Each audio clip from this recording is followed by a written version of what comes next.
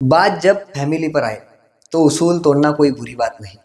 हा डायलॉग सध्या रवींद्र धंगेकरांना तंतोतंत लागू पडतोय. पत्नीवर 100 कोटींची जमीन लाटल्याचा आरोप झाला म्हणून धंगेकरांनी काँग्रेस सोडण्याचा निर्णय घेतला का, असे प्रश्न आता विचारले जात आहेत.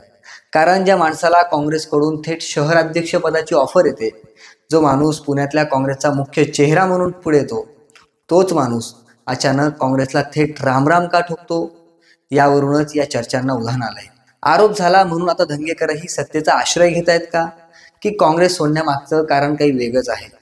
नेमकं धंगेकरांवर आरोप आहेत तरी काय, आणि हु इज धंगेकर म्हणून प्रसिद्ध झालेल्या धंगेकरांना आता वाय दिस धंगेकर म्हणून का प्रश्न विचारले जात आहेत, याचा सखोल आणि सविस्तर आढावा या व्हिडिओतून घेऊयात. नमस्कार, मी सागर आणि तुम्ही पाहतायत ऑफिशियल बाब. धंगेकरांनी काँग्रेसला सोडचिठ्ठी का दिली, त्यांच्या कुटुंबियावर नेमके काय आरोप आहेत, हे जाणून घेण्याआधी रवींद्र धंगेकरांचा शिवसेना टू काँग्रेस वाया मनसे असा इंटरेस्टिंग प्रवास पाहूयात. शिवसेनेतून राजकीय इनिंगची सुरुवात करणाऱ्या धंगेकरांनी शिवसेना, नंतर मनसे आणि काँग्रेस आणि आता थेट शिंदेची शिवसेना असा प्रवेश केलाय. 2002 साली पहिल्यांदाच रवींद्र धंगेकर हे शिवसेनेच्या तिकिटावर नगरसेवक म्हणून निवडून आले. पण नंतर राज ठाकरेंनी शिवसेनेला जय महाराष्ट्र केल्यावर धंगेकरांनीही शिवसेनेला सोडचिठ्ठी दिली आणि राज ठाकरेंच्या मनसेत प्रवेश केला. त्यानंतर झालेल्या 2007 आणि 2012च्या पुणे महानगरपालिकेच्या निवडणुकीत धंगेकर मनसेच्या तिकिटावर निवडून आले. याच काळात त्यांनी 2009 आणि 2014ला मनसेच्या तिकिटावर विधानसभा निवडणूक लढवत तत्कालीन भाजपा उमेदवार आणि आमदार गिरीश बापट यांना कडवी झुंज दिली. पुढे मनसेचं वारं हळूहळू कमी झालं म्हणून धंगेकरांनी 2017ला मनसेलाही गुडबाय केलं आणि काँग्रेस पुरस्कृत उमेदवार म्हणून पुणे महापालिकेची निवडणूक लढवली.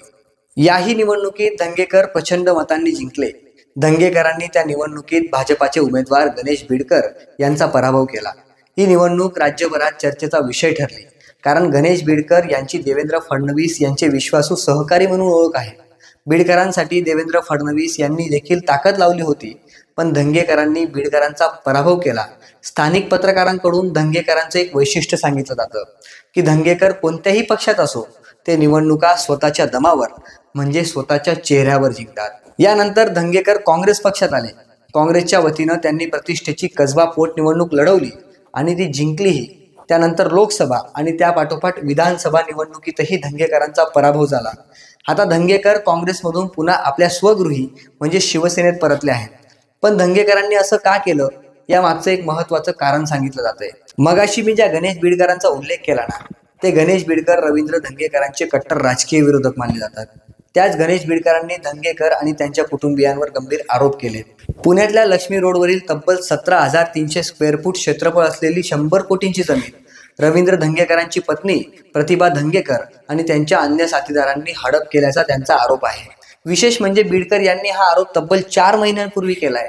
तेव्हा ना धंगेकरांच्या पक्षप्रवेशाची चर्चा होती, ना काँग्रेसला सोडचिठ्ठी देण्याची. माजी आमदार धंगेकर हे अनेक वर्ष पुणे महापालिकेत नगरसेवक होते. त्यांच्या पत्नीच्या नावावर हा भूखंड असल्याने त्यांनी आपल्या पदाचा गैरवापर केला. वक्फच्या नावे असलेली मालमत्ता स्वतःच्या फायद्यासाठी लाटून त्या ठिकाणी मोठ्या प्रमाणात बांधकाम सुरू केले, असा आरोप रवींद्र धंगेकरांवर करण्यात आलाय. याच आरोपांमुळे रवींद्र धंगेकर यांनी सत्ताश्रय घेण्याचा निर्णय घेतला का, असा प्रश्न विचारला जातोय. बरं, मग रवींद्र धंगेकरांना जर का सत्तेत सहभागी व्हायचं होतं तर त्यांनी शिंदेची शिवसेना का निवडली? ते तर थेट भाजपातही जाऊ शकत होते ना, असा प्रश्न तुम्हालाही पडला असेल. त्यामागेही काही कारणं सांगितली जातात. तसं पाहायला गेलं तर धंगेकरांना 2014 पासूनच भाजपवर प्रेम होतं, म्हणजे त्यांना भाजपात प्रवेश करायची इच्छा होती, असं स्थानिक पत्रकार सांगतात. पण गिरीश बापट आणि ज्यांनी धंगेकरांवर आरोप केलेत ते गणेश बिडकर यांचाच धंगेकरांना तीव्र विरोध होता. याच कारणामुळे धंगेकरांना अद्याप भाजपात प्रवेश करता आला नाहीये, असं बोललं जातं. आता भाजपात नाही, पण भाजपाबरोबर सत्तेतल्या मित्रपक्षात म्हणजे शिवसेनेत जाणं योग्य असेल असं धंगेकरांना वाटणं साहजिकच. असंही धंगेकरांसमोर कार्यकर्त्यांना टिकून ठेवण्याचं आव्हान होतंच. आता सत्तेत जाऊन शिंदेचा आर्थिक पाठबळ त्यांना मिळेलच, यात शंका नाही. शिंदेंनीही आगामी महापालिका निवडणुका डोळ्यासमोर ठेवून पुण्यात मोठा मासा गळाला लावल्याची चर्चा आहे.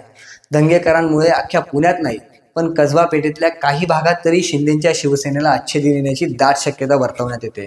त्यामुळे धंगेकरही आता अजित पवार, छगन भुजबळ, हसन मुश्रीफ, रवींद्र वायकर, प्रताप सरनाईक, यामिनी जाधव, राजन साळवी यांच्या रांगेत आलेत का? म्हणजे आधी आरोप होतात, नंतर ज्यांच्यावर आरोप झाले तेच पक्षप्रवेश किंवा सत्ताधाऱ्यांना पाठिंबा देतात. यात आता धंगेकरही जोडले गेलेत का, की या आरोपांचा आणि धंगेकरांच्या पक्षप्रवेशाचा दूरपर्यंत काहीच संबंध नाहीये? याबाबत तुम्हाला काय वाटतं? कमेंट करून नक्की कळवा आणि असेच माहितीपूर्ण व्हिडिओ पाहण्यासाठी ऑफिशियल बापला सबस्क्राईब करायला विसरू नका.